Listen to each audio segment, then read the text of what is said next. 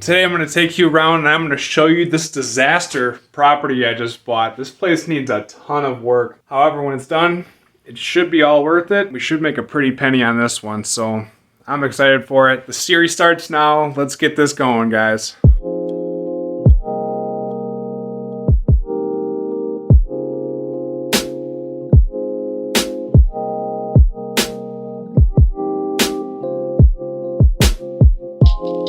Let's take you inside and I'll show you around this place.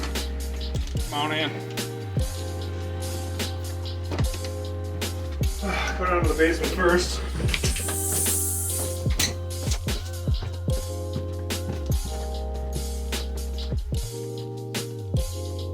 As you can see down here, we have a lot of trash.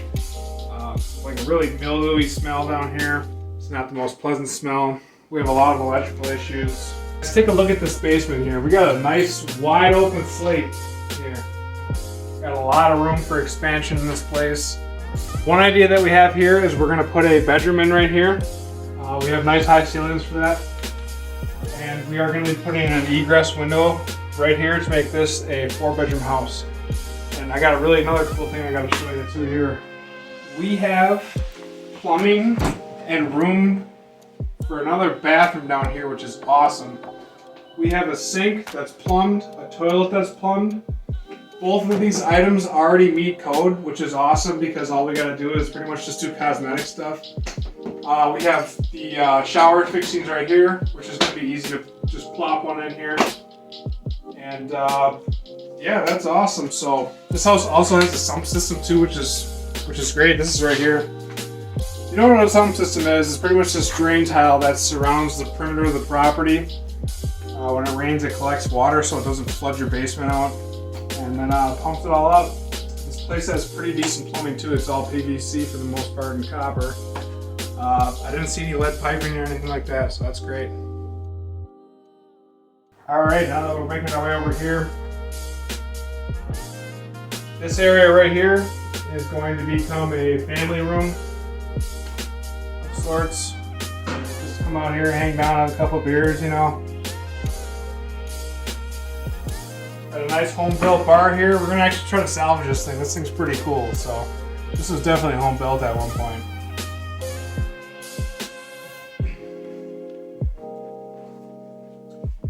Got a washer and dryer with a ton of mold in it. I'm not gonna open it up because it is bad. So what's bad in this house, aside from the roof leaking, is we actually have some foundation issues. This is probably the biggest one of two. If you get close here, you can actually see that we have cracking going on. And it stems this whole wall pretty much. That is because this house sat for 2 years and it did not have any type of gutters on it. So when it rained, there is a downspout right here that had no gutter on it, and it would all just come down in that corner and come right into the damn house. And unfortunately, it cracked the foundation. Those type of cracks right there though, you don't gotta worry about those. Those are easy to fix. You gotta worry about the ones that are starting to pull and they're starting to separate like that. When you have like little ones like that, it's easy to fix those, so not too bad at all. Let's take you to the kitchen. I gotta show you around a little bit here. I know this looks super bad in here. However, it's not that much work. We got all new appliances in 2011. We even got a new dishwasher, new stove, new hood. Cabinets are actually original to the house, and they're in beautiful shape. I don't think I'm gonna do anything to these things besides clean them up a little bit. The floors are, it's just this laminate flooring, and unfortunately this is gonna have to get all replaced. This is pretty terrible here, so we're gonna replace this with a nice vinyl plank flooring. Just do it that way, nice and easy, keep it simple, keep it cheap, right in the middle of the budget. Obviously gonna put new countertops in here as well. We're gonna go with the granite, do the backsplash as well too. Stuff that has to get replaced is definitely outdated. As you can see, we got very nice appliances here. Actually all new in 2011.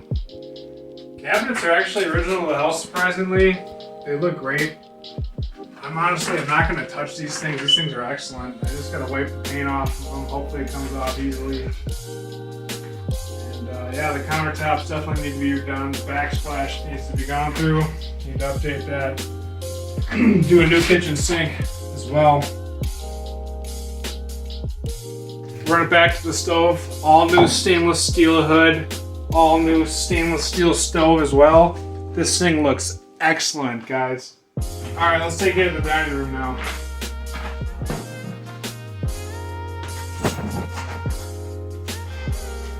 Not too big of a space, shouldn't be too hard to fix up. We have like wallpaper that's been left behind. This stuff is a nightmare to get off.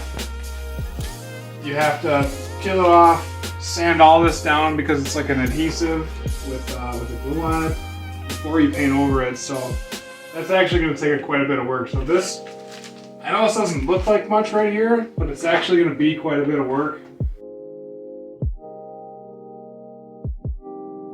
Let's come into the living room here. I gotta show you some stuff around here. First thing I want you to check out, look at these hardwood floors. Get down there, get the camera down there. These hardwood floors are absolutely beautiful. They're original to the house. They have no creaks or anything like that. They're nice and tight to the trusses. These are gonna look excellent when they're fixed up. Problem, like the biggest problem, obviously this house is full of problems as you can see, right? But the first biggest problem is water damage coming from the roof, right? So this is probably from ice dams that have actually built up in the winter, and then when they thaw in the spring, water actually comes up back into the shingles and it comes down into the house. I'm guessing this is what that's from. It hasn't gotten worse in the 2 years from the documentation from the seller, so I'm hoping that's all it is. Let's make our way down the hallway. We'll check out this bathroom first.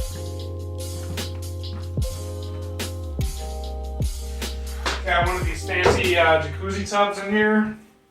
No shower, unfortunately, though, which is really disappointing. But this is definitely gonna have to come out and get replaced. This house was fully handicap accessible at one point in time. Nice tiling on the floor, though. That's definitely gonna have to stay. Master bedroom, I guess what you can call it, is right here. Got a walkout screen door to the deck, sliding door to the deck here, and then also opens up into this room here.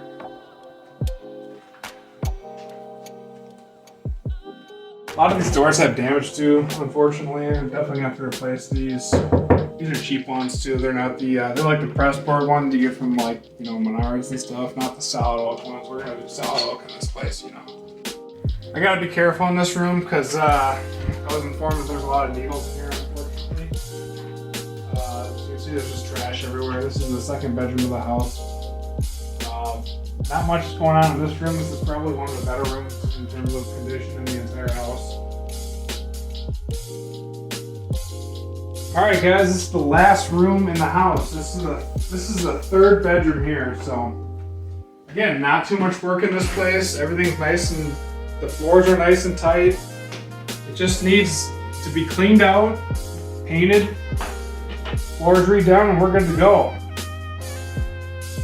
Hey guys, today I am going to show you how you can find a house just like this if you're looking for a fixer-upper and a DIY. First thing you got to do, you got to get a realtor. It's the first thing is a must. You have to get a realtor. Once you get a realtor, you're going to get set up with a portal. Pretty much going to be confined to a location that you choose and a price range that you specify. Once you get that, you can also do extra research and go onto the city's website where you're actually looking. And you can actually look for category 2 vacant buildings, which this one is. That's actually how I found this house in particular. I actually went on to the city of St. Paul, their webpage. They have a list of all the vacant buildings in the city with their prices. I got in contact with the realtor. I did a showing, put in an offer, and that's pretty much how it goes. However, it doesn't always go easily as buying a normal house, if that makes sense. These houses are quite difficult to actually secure and get funding. I'll be going over with you that today. So not everybody can actually buy houses like this. Just because it's out there doesn't mean everybody actually can buy houses like this. These houses are actually notoriously difficult for purchasing. They often require cash only financing, which means the buyer is pretty much responsible for coming up with all the cash before closing to buy houses like these. Not a lot of lenders are willing to give you a mortgage for something like this. This is a Category 2 vacant building. It's one step away from being torn down. Category 1, pretty much any house can fall into a Category 1. Your house can fall into a Category 1 if you don't pay your water bill. It gets condemned. The only thing you gotta do to get it out of that is pay your bill and everything goes back to normal. However, for Category 2, the property is deemed unsafe for human living standards, I guess. This property in particular was deemed unsafe because we had broken windows, so the property was unsecure, and also because of excess clutter. As you can see here, there's also a lot of drug paraphernalia in here as well, so I'm sure that had something to do with it. This house is also a raid house, so had some doors kicked in. That's why you see me out there. Now, there's no keys to this house. I have to unbolt it every time I want to come in here. This house has been broken into twice since I've had it under contract. It's a pain to deal with this kind of stuff. Finding a lender for something like this, you can typically get a construction loan. What a construction loan allows you to do is fix up the property right after you close on it. These loans are very lenient in terms of lending standards. They typically require a large down payment, typically around 25 to 30% down. They're very flexible though. They don't have the best interest rates. Right now, interest rates are about 1.99% on the 30-year fixed mortgage, which is like crazy good. Unfortunately, this type of loan I got for this property was a 30% down at a 4.5 interest rate, which isn't the greatest. But once I fix this property up, I'm able to refinance into a conventional mortgage. So after about 6 months of me working on this place, I'm going to shoot for that and make this a normal house again. It's exciting stuff.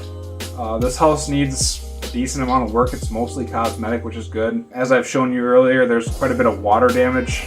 This house did sit vacant for 2 years. Luckily, it was winterized. The plumbing was winterized. They actually come in and they pretty much just dump antifreeze down the drain. Another thing you have to do to buy a house like this is to actually write a book report that is called a Truth in Housing Report. It's pretty much called a TISH. And what that is, a letter to the city stating that you have the funds, that you're able to fix this property up and turn it around in a decent amount of time, and an estimated date of completion on the entire project and when everything will be complete. Pretty much have to submit that to the city. They review it. And when I mean they, it's a group of 8 people. It's a board. And they determine whether or not you are physically fit to buy the house or not. And in this case, I'm lucky I actually got it, so, which is awesome. Another downside about these types of houses is there is a ton of paperwork and headaches and random stuff that pops up along the way. This was a drug house, so I had to go through a ton of paperwork, pretty much releasing liability that if something or someone were in here with drugs and during my possession after I close on the house, what would happen, some type of lawful situations. There's just a big mess of what you gotta do. This was a crack house, and actually you can kind of still smell, I guess, that residue or that crack smell. It's my first time smelling it, so I'm not really familiar with what it smelled like until now, but it's an awful smell. I'm hoping to God I can get rid of it with an OZM generator or something like that. Don't forget, if you guys like what you see, make sure you like, share, and subscribe to my YouTube channel below.